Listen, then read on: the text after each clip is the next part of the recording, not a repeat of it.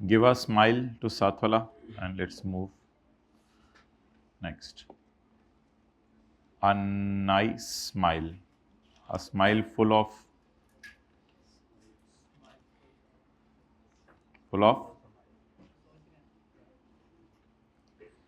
a smile full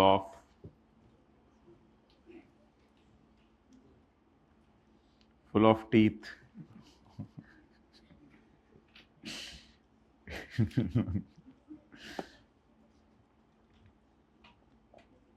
A smile with a glowing face.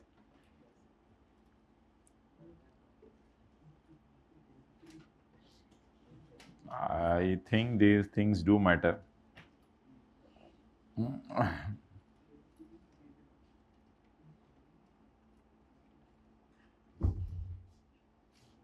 Page 153.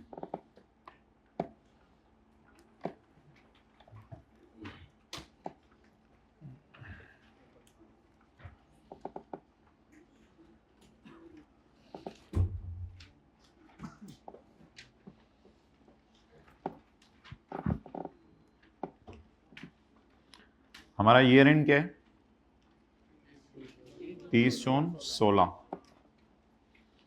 हमने acquire कब किया है? 1 जुलाई 14। कितने साल पहले? 2 साल पहले।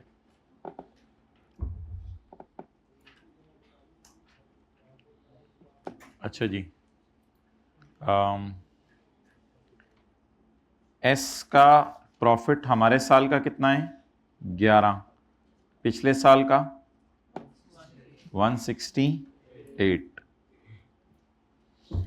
BL declared interim dividend of 12% in 2015 and final dividend of 20% for the year 2016। तो अब आप मुझे ये बताएं कि अगर मैं RE निकालना चाहूँ तो मैं प्री RE सवाल में गिवन है कहीं या निकालनी पड़ेगी? निकालनी पड़ेगी ना प्री RE। तो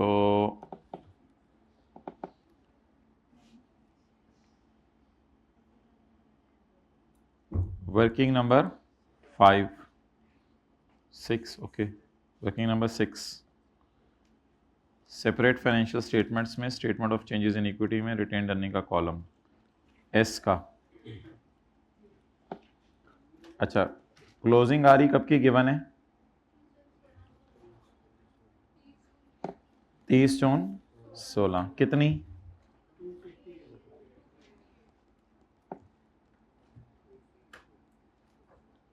258। इसमें पैट कौन से साल का आएगा? 16 का। कितना नजर आ रहा है आपको? नजर आ रहा है, देखें, 11। अच्छा जी, इसके बाद डिविडेंड कौन सा आएगा वो मैं बाद में बात करता हूं। नेक्स्ट, ये हमारी क्लोजिंग आ जाएगी 30 जून 15 की। 30 जून 15 की, okay.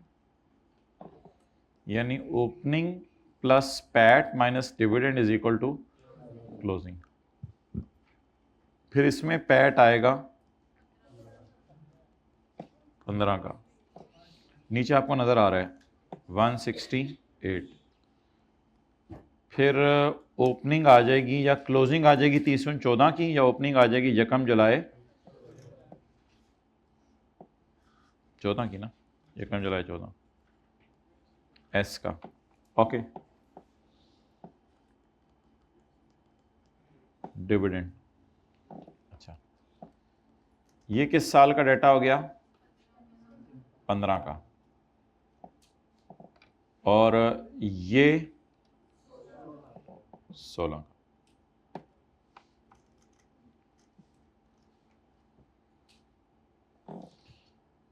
Declared interim dividend of 12% इन 2015। 2015 वाला इधर डालेंगे या नीचे डालेंगे? ऊपर, क्योंकि 2015 तो ये है ना, ये 2016 है। Dividend at the rate of 12%, बस डिक्लेयर है तो अकाउंटेंट ने पे हो गया, फिर रिकॉर्ड हो गया, बस अकाउंटेंट ने रिकॉर्ड किया हुआ है। 12% ऑफ व्हाट? 500। 12% ऑफ 500 60। अच्छा जी, इधर वाला डिविडेंड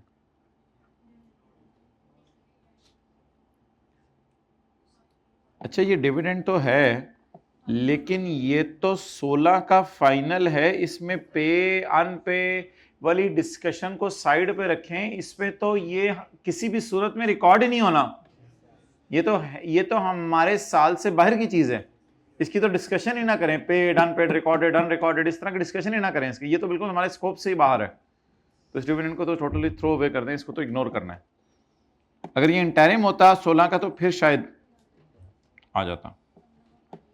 बस अब ये जीरो है, रिवर्स वर्किंग करें। 258 प्लस 0 माइनस 11 247 247 प्लस 60 माइनस 168 139। चलें,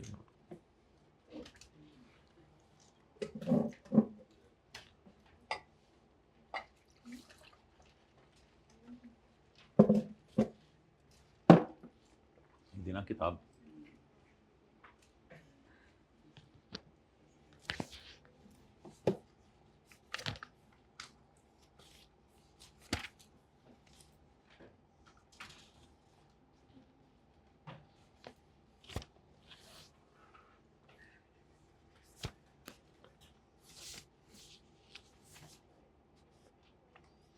सॉल्यूशन में ये वर्किंग 5 हुई भी है, ऑब्वियसली ये वर्किंग 6 है, आपको पता है। कितने सालों की स्टेटमेंट इन इक्विटी बनानी पड़ी? 2 सालों की।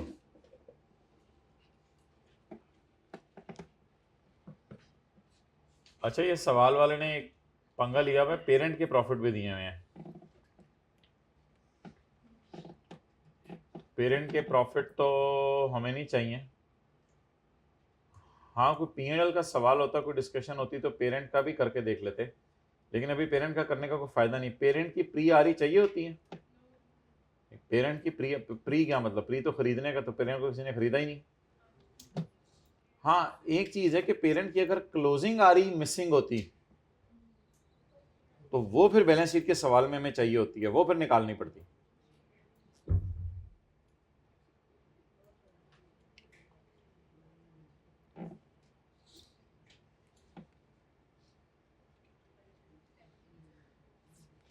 पी का कॉलम में बनाना नहीं चाह रहा, अगर आप बनवाना चाहते हैं पी का कॉलम तो 340 नजर आ रहा है, 105 219 और 100।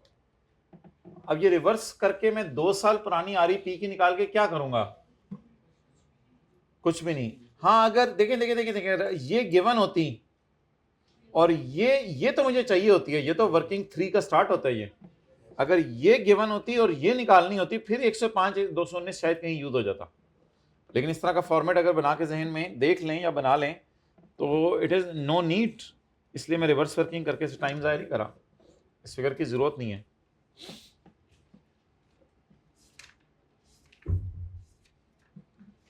बाकी ये तो वर्किंग 6 के एंगल से डिविडेंड डिस्कस हुआ। अब बैलेंस शीट के एंगल से डिविडेंड की ये डिस्कशन है कि ये डिक्लेयर्ड है। Declared means paid. तो 12 के ई वाला सिनेरियो, बैलेंस शीट बनाते हुए कुछ नहीं करना।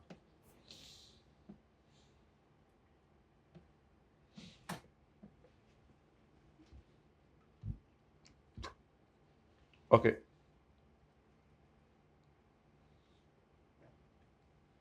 ऐसे अजीब से सवाल है, कभी करना हुआ कर लीजिएगा। 5 अजीब मीन्स आसान सा। 6 आपको कहीं और डाल के वो होमवर्क के सवालों में दे दिया था, आपको याद होगा था। बिल्डिंग एक्सचेंज हो रही थी पता नहीं किसी और चीज़ से, प्लांट से, सारी जिसमें याद नहीं है। बिल्डिंग एक्सचेंज हो रही थी प्लांट से। अच्छा जी, पास पेपर क्वेश्चन 7। इसकी मेन एडजस्टमेंट तो हमने कल कर ली थी किसी और सवाल में डाल के। ये वाली एडजस्टमेंट थी इसकी मेन, और अगली ये एडजस्टमेंट थी। शायद आप लोगों को फिगर भी याद हो, 50 की इन्वेस्टमेंट इनकम का मसला आ रहा था, तो इसकी मेन एडजस्टमेंट तो हमने कर ली हुई है। बाकी कुछ एडजस्टमेंट्स हैं उनको देख लेते हैं।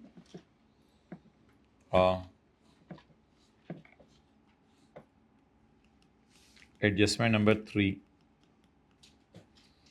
On 1 January parents sold plant, manufacturing plant की डिडक्शन कॉस्ट ऑफ सेल जाएगी। Parents sold plant having carrying value of 42,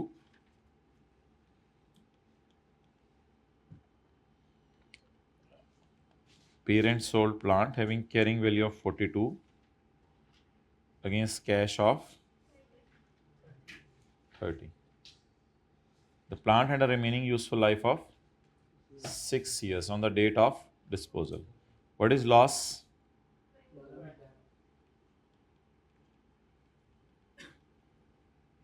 Okay.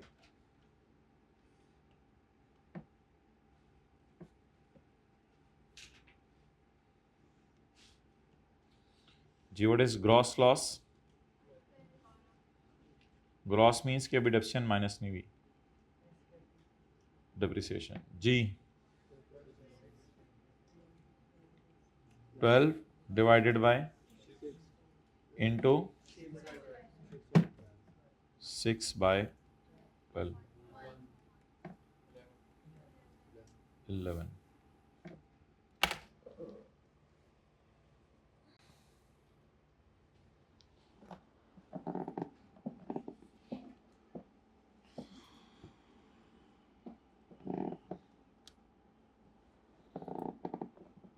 Ji note करें हाइब्रिड में प्लीज। अच्छा जी, इसको बैलेंस शीट के एंगल से मुझे बताएं। और किसने बेचा? पी ने। किसने लॉस बुक किया? लॉस उल्टाना है, आज लॉस उल्टाना है। गेन उल्टाते थे तो सीआरई डेबिट, लॉस उल्टाते थे तो लॉस उल्टाना असल में खुशी होती है ना। तो ये तो बैलेंस शीट के एंगल से मैं रेड मार्कर यूज कर रहा हूँ, पी&एल के एंगल से मैं ब्लू यूज करूंगा। बैलेंस शीट का सवाल भी है किसी हद तक, क्योंकि सीआरई एनसीए का बैलेंस भी निकालना है हमने।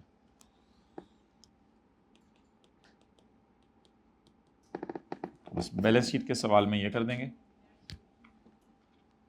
नेट गेन से खेलेंगे।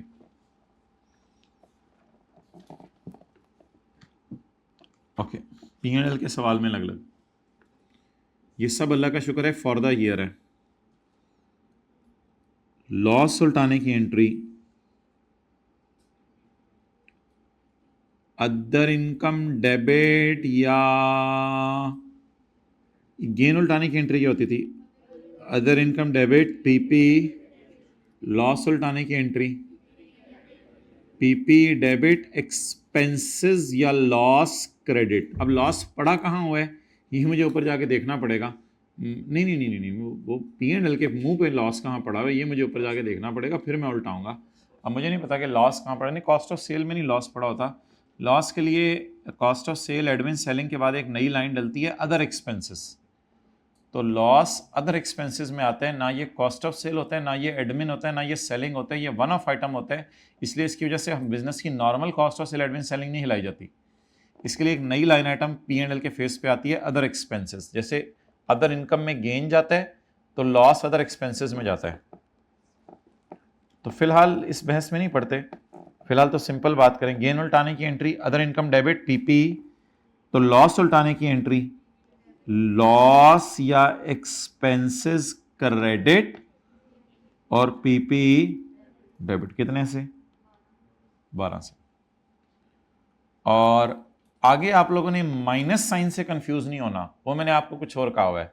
मैंने क्या, एसेट बढ़ने से डेप्रिसिएशन बढ़ेगी, एसेट बढ़ने से डेप्रिसिएशन बढ़ेगी, आगे इस तरह सोचा करना है। तो शायद पहली दफा आज क्लास में, लेकिन कॉस्ट ऑफ सेल में जानी है क्योंकि मैन्युफैक्चरिंग प्लांट है, पहली दफा आज क्लास के अंदर लॉस की एंट्री पी&एल में पोस्ट करना सीख रहे हैं।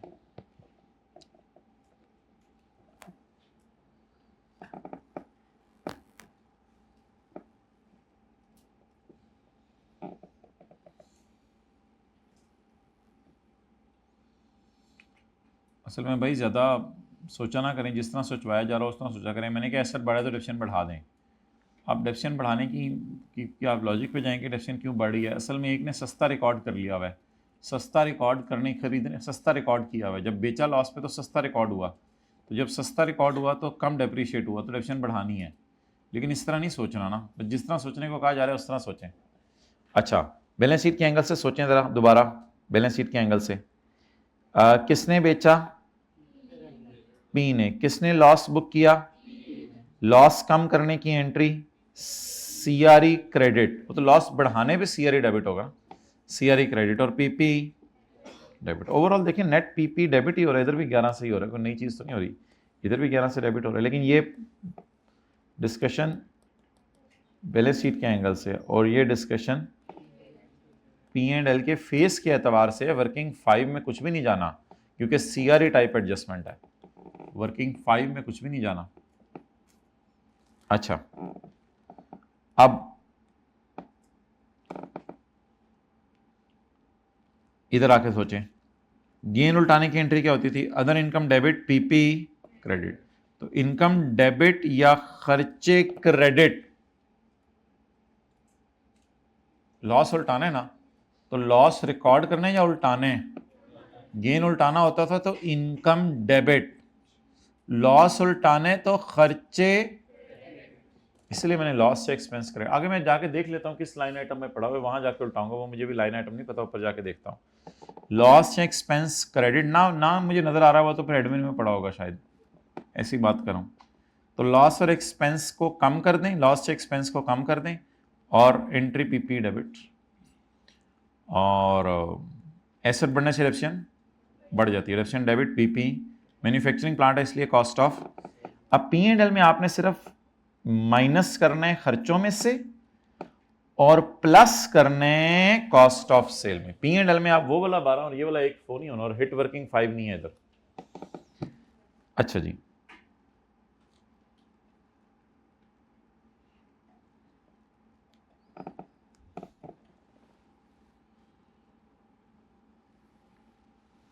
या तो आप एज्यूम करें कि लॉस ऑन डिस्पोजल यहां पड़ा हुआ है,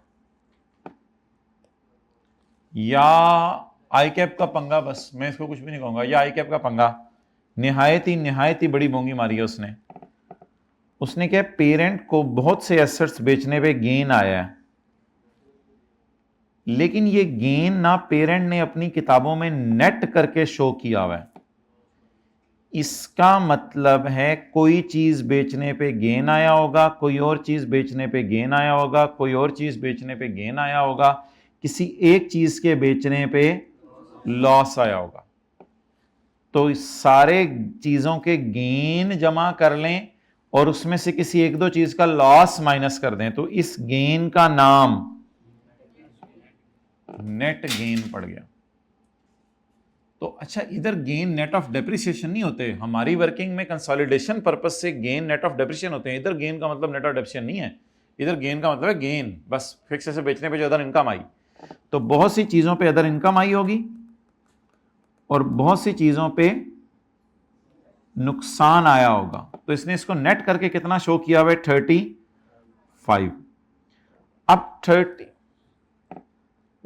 अब बहुत से गेन्स होंगे, बहुत से लॉसेस होंगे।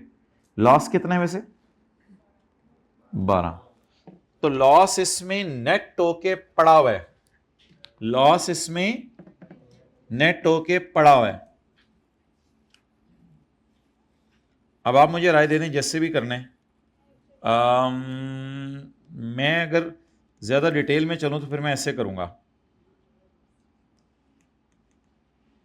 गेन नेट कितना पड़ा हुआ है? 80। कितना पड़ा हुआ है? 35। सॉरी, वो अलाइनमेंट आउट हो गई थी। 35। मैं तो ऐसे करना चाहूंगा कि मैं सेपरेट फाइनेंशियल स्टेटमेंट्स के अंदर रेक्टिफिकेशन कर लूंगा। पहले मैं सेपरेट फाइनेंशियल स्टेटमेंट्स के अंदर रेक्टिफिकेशन करूंगा ताकि डिटेल में बात समझ आए। लॉसेस तुम गेन्स में क्यों घुसे हुए हो? लॉसेस तुम गेन्स में नेट हुए हो, मींस माइनस हुए हो, तो गेन में वो चीज प्लस कर दें ताकि गेन अपनी जगह वापस आ जाए और यहां से निकाल के नया लाइन आइटम रिकॉर्ड करें, अदर एक्सपेंसेस कर लें, लॉस ऑन डिस्पोजल नाम लिख लें, P&L के मुंह पे खेलें, जो भी खेलना है आप इस 12 को ले आए। ये रेक्टिफिकेशन की एडजस्टमेंट पोस्ट हो गई, ये रेक्टिफिकेशन की एडजस्टमेंट पोस्ट होगी। अल्हम्दुलिल्लाह अब मैंने कंसोलिडेशन की एडजस्टमेंट करनी है। कंसोलिडेशन की एडजस्टमेंट करना मुझे कोई टेंशन नहीं है। कंसोलिडेशन की एडजस्टमेंट में मैं यहां से माइनस करूंगा 12 क्योंकि ये आपस का लॉस है, और यहां जमा करूंगा 1 क्योंकि ये डेप्रीसिएशन है। तो ये जो मैंने ग्रीन से हाईलाइट की हैं ये रेक्टिफिकेशन ऑफ एरर है, और जो मैंने रेड से किया है that is consolidation adjustment. But let me discuss the green again. आपको बोंगी ना मारिएगा, सर 2 जगह प्लस लिख दिया आपने, +12 ये क्या कर रहे हैं? और खुदा का खौफ करें, +12 की वजह समझे। गेन में से लॉस क्या हो चुका हुआ था? माइनस। मैंने कहा इधर प्लस करके खर्चों में डाल दो। अगर किसी ने रेक्टिफाइंग एंट्री पूछनी है सेपरेट फाइनेंशियल स्टेटमेंट में, तो अदर इनकम क्रेडिट। सर आप इनकम बढ़ा रहे हैं? हाँ यार, उसने इनकम बिला वजह कम की हुई है, उनसे इनकम बिला वजह कम की हुई, इनकम में लॉसेस डाले हुए हैं। इनकम क्रेडिट और एक्सपेंस डेबिट, ये रेक्टिफिकेशन हो गई। ये काम 2-3 दफा हमने किया था। एक दफा गेन सेल में घुसा हुआ था, वहां निकालते हुए आप लोगों को परेशानी नहीं हुई थी, वो क्योंकि इनकम टाइप चीजें थी वो जरा समझना आसान थी। गेन छुपा हुआ था इनकम के अंदर, सेल के अंदर, मादरत सेल के अंदर, तो हमने सेल में से माइनस करके अदर इनकम में डाला था, फिर कंसोलिडेशन की एंट्रीज की थी। यहां अब लॉस लॉसेस में नहीं छुपा हुआ, लॉस गेन के अंदर नेट हुआ है। अब ये निकालना फिर मुश्किल है। इस तरह के एडजस्टमेंट पास पेपर क्वेश्चन 4 के अंदर की थी, उसने इनकम को खर्चों में डाला हुआ था नेट करके, पास पेपर क्वेश्चन 4 में की थी। मैनेजमेंट फीस वाली, पता नहीं कहां क्लासें ले रहे हैं, कौन से किधर क्लासें लेके आते हैं, और ये वाला पार्ट इधर से लेने आ जाते हैं। तो अब सिंपल सी बात बता दें, गेन नेट है, मींस इसका मतलब इनमें लॉसेस क्या हो चुके हैं? माइनस। तो गेन्स को दोबारा प्लस कर दें, अदर इनकम क्रेडिट, और लॉस जहां उसकी जगह बनती है वहां रिकॉर्ड करें लॉस या अदर एक्सपेंस डेबिट P&L के फेस पे, फिर बाद में इसको निकाल दें -12। बाकी तो सिंगल एंट्री अप्रोच है। बाकी तो अल्लाह का शुक्र है ये एंट्री तैयार बैठी है। खर्चों में से 12 माइनस करो और खर्चों में 1 रुपया डालो, वो मैंने डाल दिया। इसी तरह की पोस्टिंग कर लें अब आप। अल्लाह का शुक्र है अब गेन जो है ना हमारा 35 जमा 12 47 पे आ जाएगा। ये क्यों इनके अपने गेन होंगे, पता नहीं, ये क्यों इनके अपने गेन होंगे पेरेंट के, पता नहीं आउटसाइड वर्ल्ड को चीज़ें बेची होंगी, सब्सिडरी को तो नहीं बेची, ये इसके कोई अपने गेन होंगे। ये आते आए हमें इससे क्या। ग्रीन वाली एडजस्टमेंट क्या है?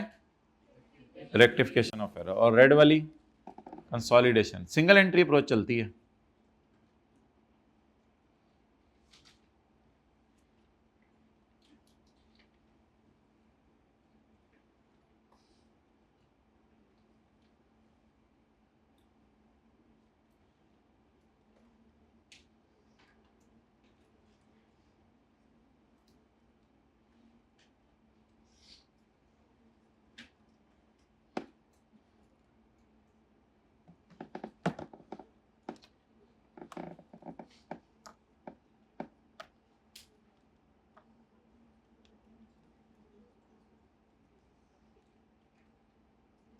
अच्छा जी,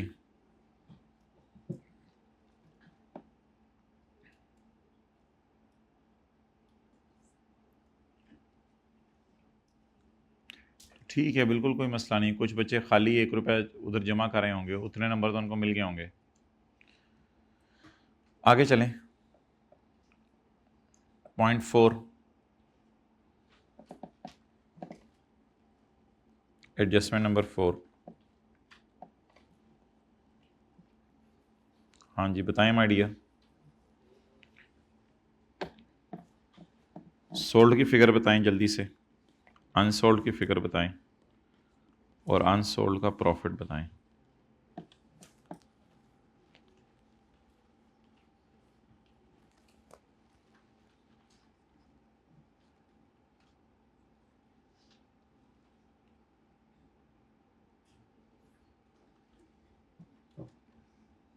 जी भाई, सोल्ड की फिगर बोलें। बस यही पूछना था आपसे, सोल्ड की फिगर 60 है।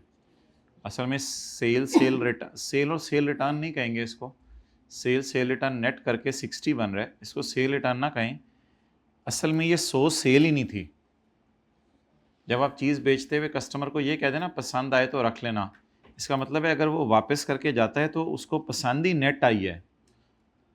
तो इसमें मैं ये नहीं कहूँगा कि माय डियर सेल रिकॉर्ड करें और सेल रिटर्न रिकॉर्ड करें।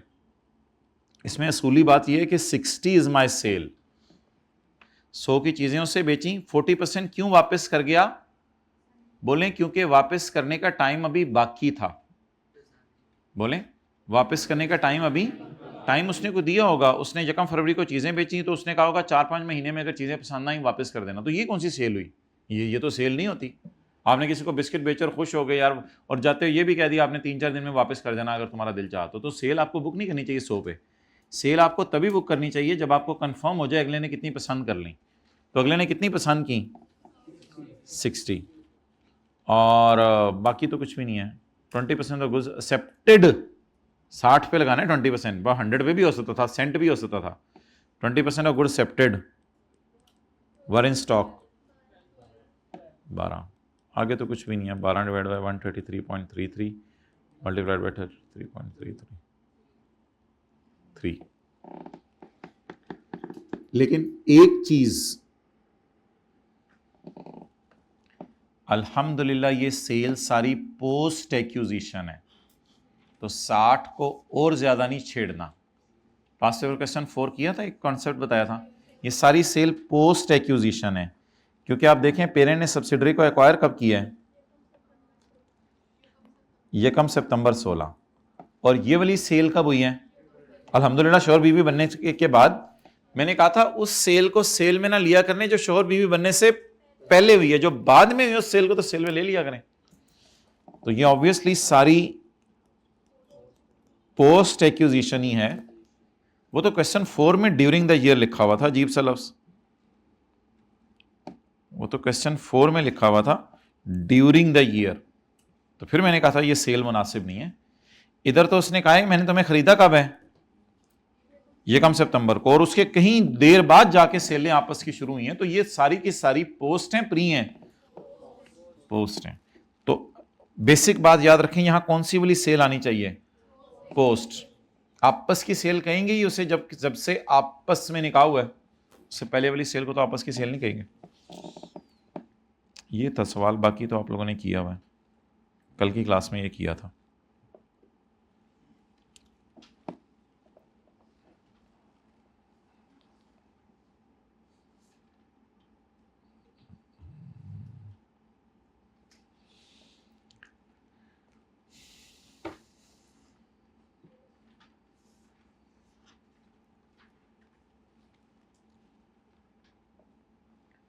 चलें जी, let's take some time to revise this adjustment which we did in past paper question number 8.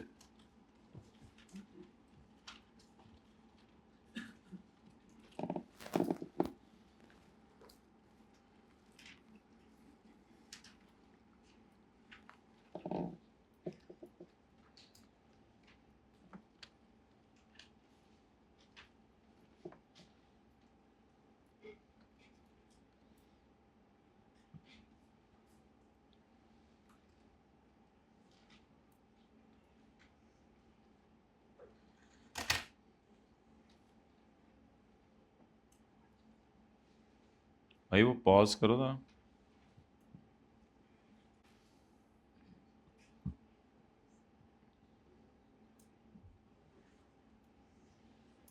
किधर है वो डायग्राम जो कल अटैच की थी?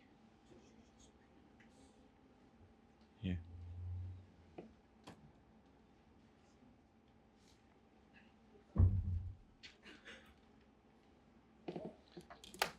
अच्छा माय डियर, एक पेट बात है पक्की ठक्की, इसमें मुख्तलिफ लोगों की मुख्तलिफ राय आती थी, और एक दफ़ा आई कैप ने भी ये पंगा लिया हुआ है, लेकिन अब नहीं लेता वो। 2 एडजस्टमेंट्स हैं, आपस की इंटरेस्ट इनकम, यानी कि पी की इंटरेस्ट इनकम और एस का इंटरेस्ट एक्सपेंस, या वाइस वर्सा। इसको P&L क्या फेस बनाते हुए दोनों जगह से कैंसिल कर दें, लेकिन ये ना सोचें कि ये S का इंटरेस्ट एक्सपेंस है तो वर्किंग 5 को हिट करेगा। इस साइड पे सोचना मैंने मना कर दिया था। और कल का होमवर्क का सवाल क्वेश्चन 29 मेरे ख्याल से उसकी आखिरी एडजस्टमेंट यही थी, वर्किंग 5 में नहीं गई थी। ठीक है।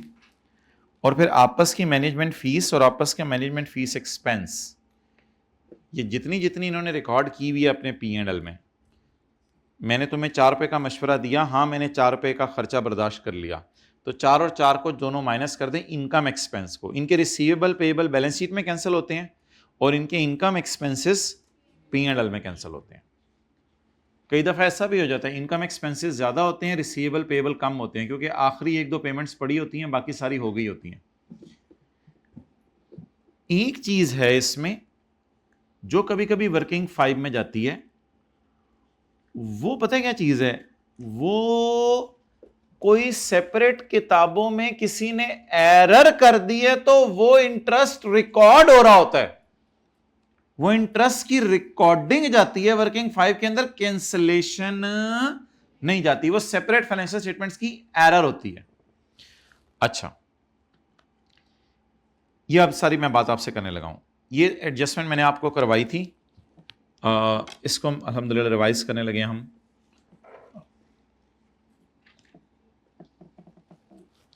अच्छा, एक वैसी नीचे चीज नजर आ गई, S declared interim cash dividend 10% which was paid on 2 जनवरी।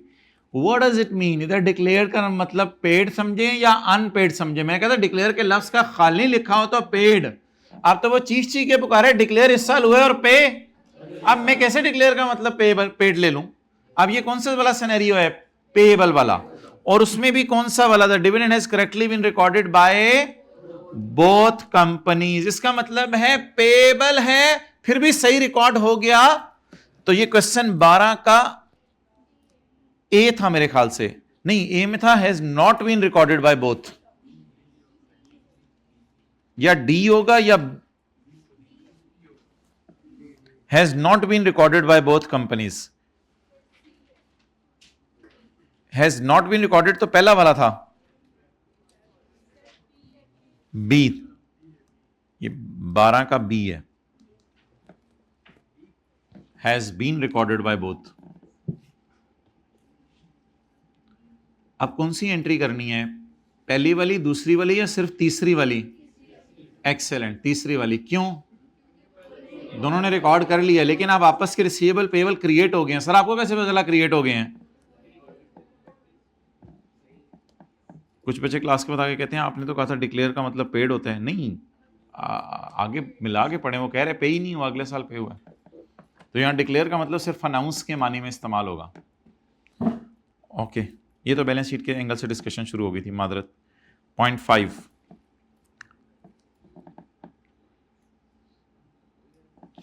इधर देखें, सब्सिडरी कह रही है मैंने तुम्हें उधार दिया हुआ 120, पेरेंट कह रहे हैं नहीं मैंने तुम्हें वापस करना है 96। अब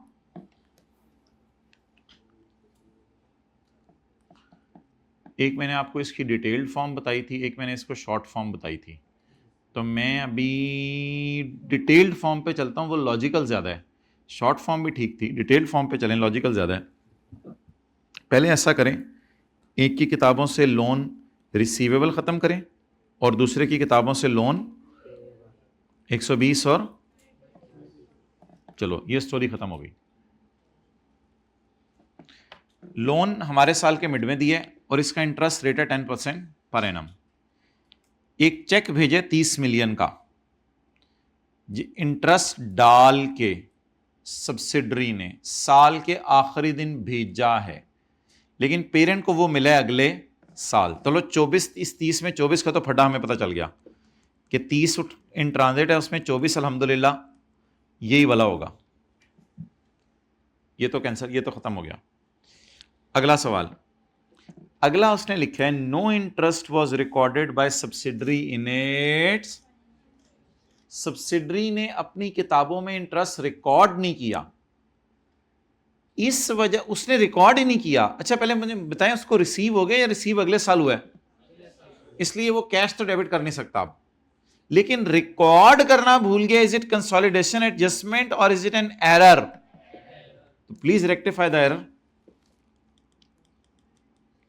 Interest receivable from parent debit and interest income credit. If it is a question of balance sheet, then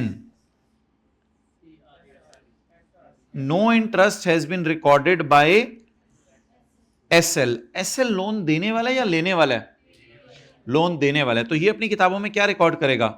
income. Amount हमने निकाल ली थी लास्ट क्लास में. 120 इंटू 10% इंटू जी 6.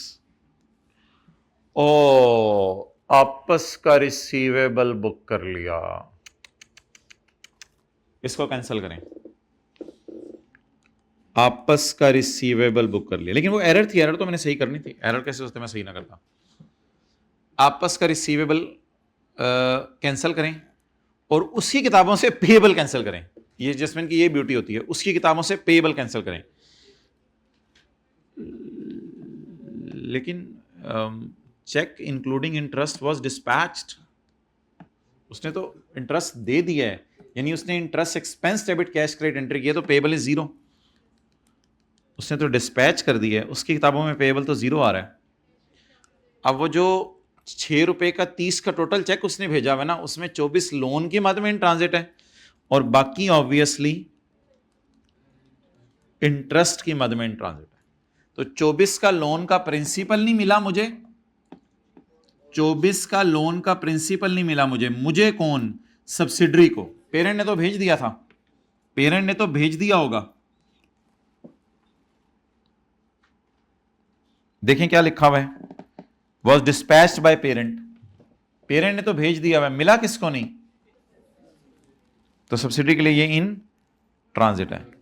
तो बैलेंस शीट के सवाल के लिए ये करना था कि इसको आप लोगों ने कहां ले जाना था. ये किसकी इनकम है बोलें? सॉरी, ये डिस्कशन बैलेंस शीट के. बैलेंस शीट के सवाल में मैंने किसी और तरह पोस्ट किया हुआ है, लेकिन आप इस तरह भी पोस्ट कर सकते हैं. 96 वहां से माइनस कर दें. 96 यहां से माइनस, 120 यहां से माइनस, 24 यहां ऐड. हाँ, 24 यहां ऐड, 6 ऐड और 6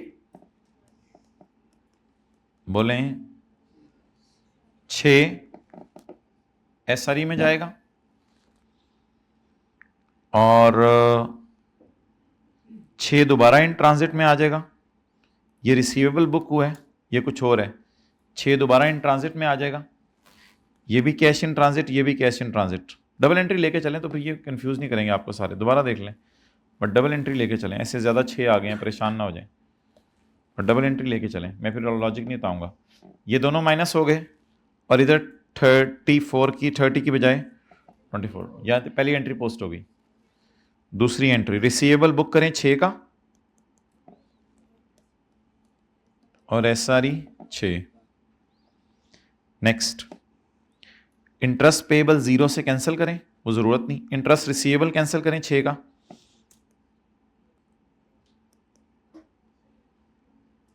और कैश इन ट्रांजिट रिकॉर्ड करें 6 का. बस ये एंट्री पोस्ट होगी. लेकिन अब आप दोबारा इसको नोट कीजिएगा, मैं अब इसकी डिस्कशन P&L के एंगल से करने लगा हूं.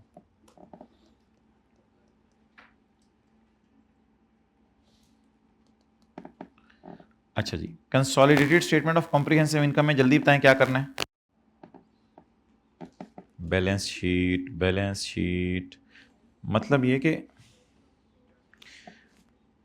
Liability, asset, asset, asset, liability, asset, asset. तो 6 बच गया बस. You have not recorded interest in your separate financial statements. Please do record it.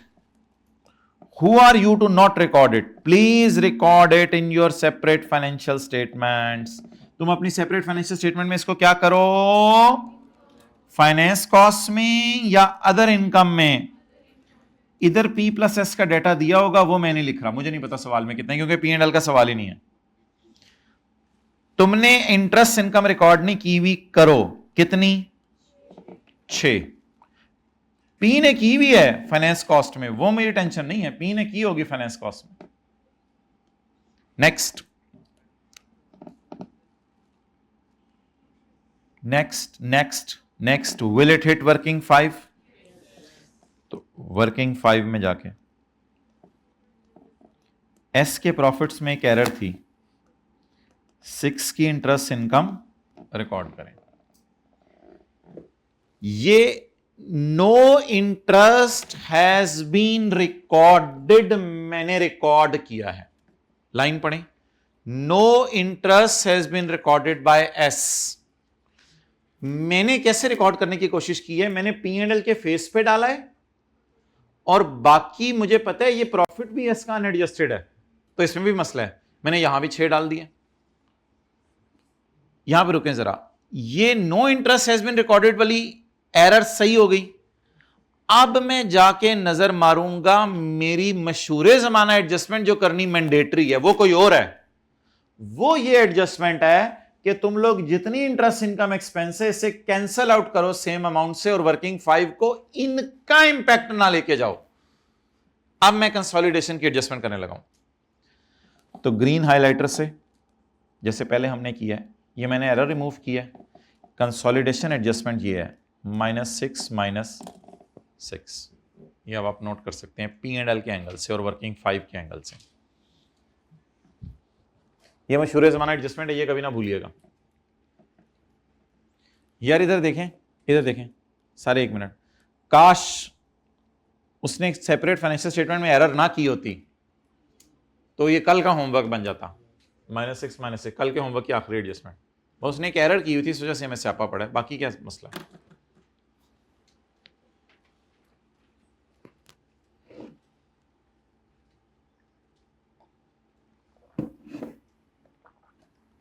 ये तो बैलेंस शीट के एंगल से थी।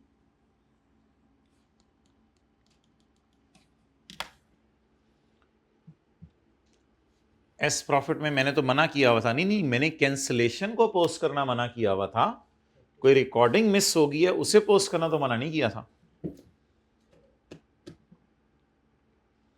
ठीक है जी, अल्हम्दुलिल्लाह। अब आपके मैं 2-3 मिनट लेने लगा हूं और फिर ख़त्म। यही पास पेपर क्वेश्चन 5 पे कर दें।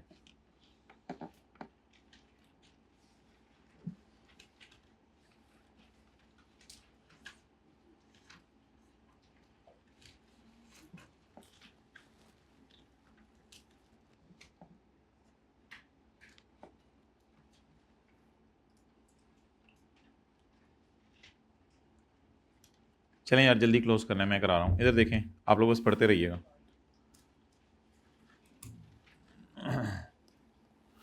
जी LR, वो LR कितने?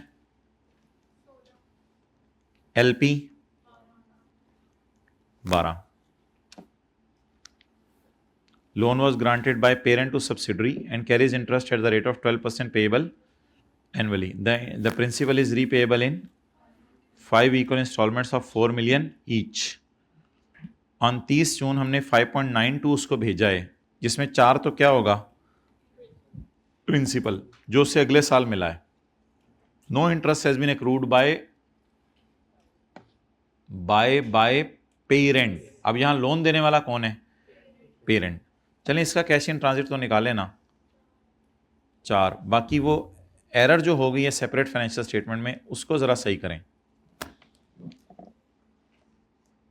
एरर जो हो गई है, no interest has been recorded, बोलें interest receivable debit, interest income in CRE credit.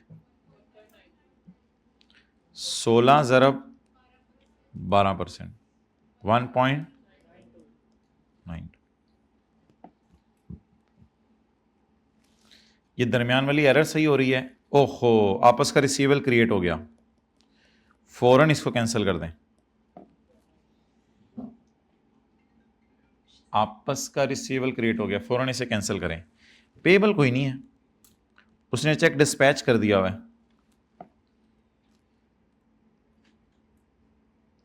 हाँ, BL इशूड चेक, उसने चेक दे दिया हुआ है, उसकी किताबों में पेबल नहीं नजर आ रहा होगा जी। कितना? ना ना ना ना, 0। और बाकी कितना? 1.9।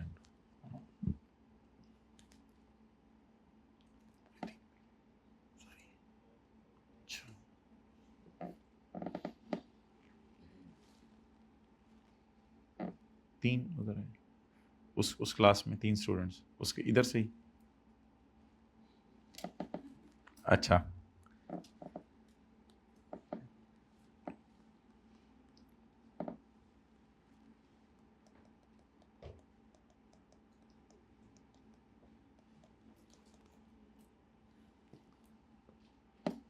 Which ever suits you. अच्छा जी, अब मोहतरम मुझे ये बताएं कि मैं P&L के एंगल से क्या करूं। ये तो P&L की चीज़ें नहीं हैं, ये तो P&L की चीज़ें नहीं हैं। मैं क्या करूं? इंटरेस्ट इनकम डाल दूं। कितना? 1 कासिम वेट उधर ही 1.92। लेकिन वर्किंग 5 में ना लेके जाइएगा, क्योंकि ये P प्रॉफिट है, ये S प्रॉफिट नहीं है। बस बस ठीक है, ठीक है। ये तो पोस्ट हो गई ये, और उसके बाद कंसोलिडेशन एडजस्टमेंट कर दें। सर आप कैसे -1.292 करें? यहां तो लिखा ही नहीं हो भाई, उसने रिकॉर्ड किया हुआ है, मैं कैसे दिखाऊं आपको? उसने तो रिकॉर्ड किया होगा। ये कंसोलिडेशन एडजस्टमेंट है। वर्किंग 5 को बना के खाली छोड़ दें, यहां कुछ भी नहीं जाएगा।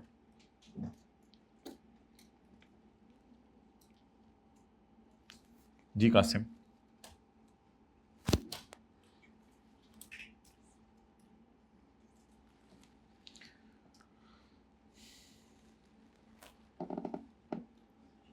अच्छा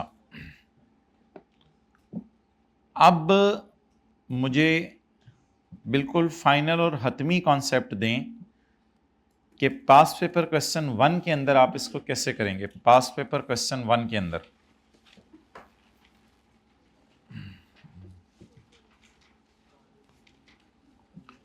पास पेपर क्वेश्चन 1 में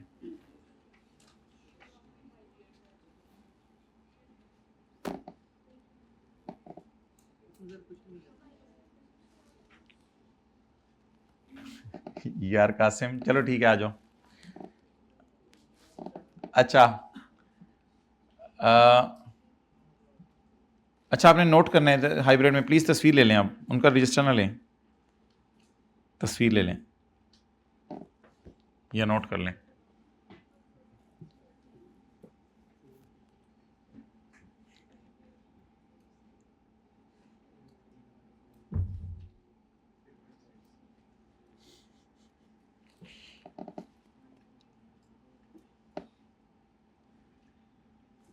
अच्छा जी,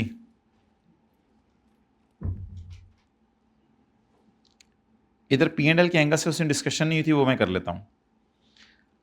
इधर लोन रिसीवेबल 30 था, ये बाकियों का लोन था, तो LRLP 30 से कैंसिल हो जाने, क्योंकि लोन 5 साल बाद वापस होना है, यहां किस्तें नहीं पे हो रही। तो बैलेंस शीट के अंदर ये एंट्री होगी, LR क्रेडिट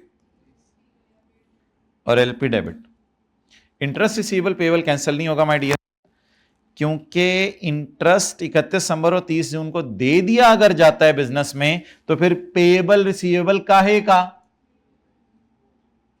और मैंने आपको अक्सर कहा है, ये पेबल पेबल नहीं होता, मतलब ये होता है कि एग्रीमेंट में लिखा हुआ है कि इस दिन को पे हुआ करना है। एग्रीमेंट में जब लिखी हो ना बातें, तो पेड होता है। तो बताएं अब रिसीवेबल पेबल कैंसिल करने हैं? नहीं, लेकिन एक चीज करनी पड़ेगी, एक चीज करनी पड़ेगी। अब ग्रीन हाइलाइटर की जरूरत नहीं है, अब रेड मार्कर से एक चीज करनी पड़ेगी। वो क्या? चाहे इंटरेस्ट आपका रिसीवेबल पेबल नहीं भी है, तो इनकम एक्सपेंस तो है ना फॉर द ईयर। अगर डेटर क्रेडिटर ना हो तो सेल तो फिर भी होती है, सारे पैसे देके होते हैं। तो P&L वाली यहां एडजस्टमेंट जरूर होगी, वो कैसे होगी? वो इस सवाल में की नहीं हुई क्योंकि सवाल P&L का है नहीं। लोन है 30 का, तो 30 ज़रा 12%, 3.6 का आधा इस साल गया होगा खर्चे में, और सॉरी आधा इस 6 महीने में गया होगा, आधा इस 6 महीने में गया होगा, लेकिन पूरा ही कर दें अपने, अलग अलग क्या करना है। तो बताएं, आज ज्यादा मजा आएगा। बताएं रिसीवेबल पेएबल खड़े हैं किताबों में?